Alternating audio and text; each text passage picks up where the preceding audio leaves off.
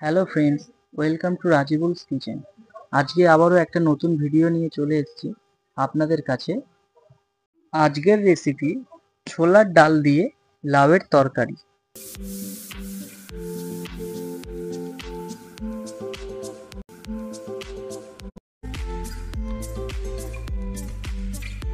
তো আসুন দেখে নিই কেমনভাবে তরকারিটা বানাতে হয়।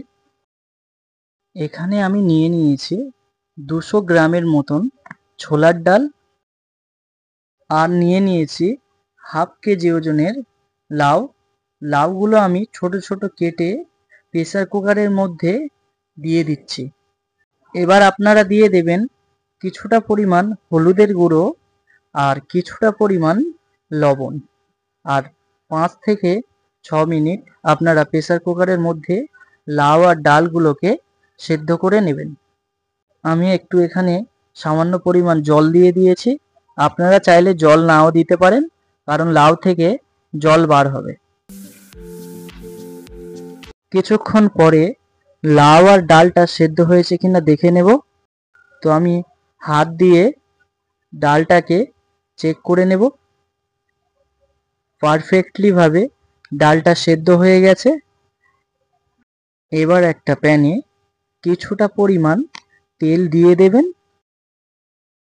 ফোড়ন দেওয়ার জন্য আমি দিয়ে দিচ্ছি 1 টেবিল চামচ 5 ফোড়ন।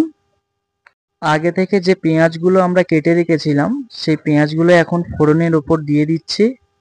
এবার আপনারা কিছুক্ষণ ধরে পেঁয়াজগুলোকে লাল লাল করে ভেজে নেবেন।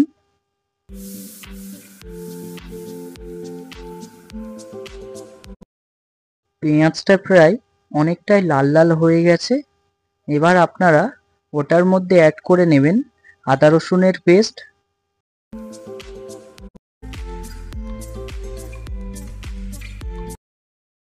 অ্যাড করে নেবেন পরিমাণ মতো হলুদ গুঁড়ো, অ্যাড করে নেবেন কিছুটা পরিমাণ ঝালের গুঁড়ো। আমি এখানে কাশ্মীরি লঙ্কার গুঁড়ো দিয়েছি, আপনারা চাইলে দিতে পারেন, তরকারিটা একটু কালার হবে। অ্যাড করে নেবেন স্বাদ মতন লবণ। আরও কিছুক্ষণ ধরে মশলাগুলোকে পেঁয়াজের সাথে ভালোভাবে ভেজে নেবেন, তাহলে মশলাগুলো পেঁয়াজের সাথে ভালোভাবে মিশে গিয়ে একটা ভালো ফ্লেভার তৈরি হবে।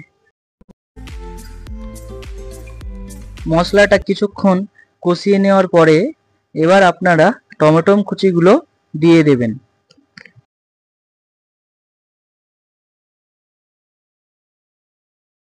আবার কিছুক্ষণ পরে যখন টমেটোটা ভালোভাবে নরম হয়ে যাবে তখন ওটার মধ্যে লাউ আর ছোলার ডালটা দিয়ে দেবেন। আর কিছুক্ষণ সময় ধরে তরকারিটাকে একটু ভালোভাবে নেড়ে নেবেন।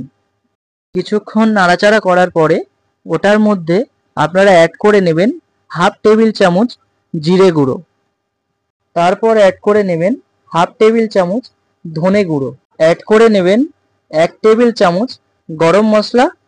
স্বাদ হওয়ার জন্য আপনারা অ্যাড করে নিতে পারেন কিছুটা পরিমাণ চিনি।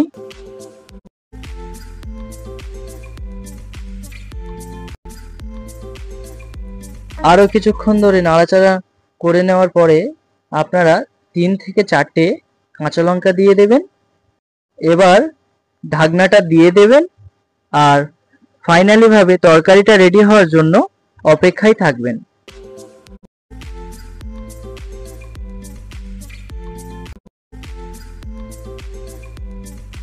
ফাইনালি তরকারিটা এখন রেডি হয়ে গেছে। তরকারিটা এখন তুলে নেব।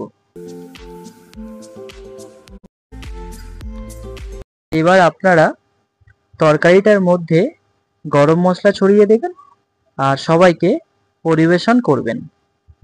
এই হলো বাড়ির তৈরি সহজ পদ্ধতিতে লাউ দিয়ে ছোলার ডাল। Thank you everyone.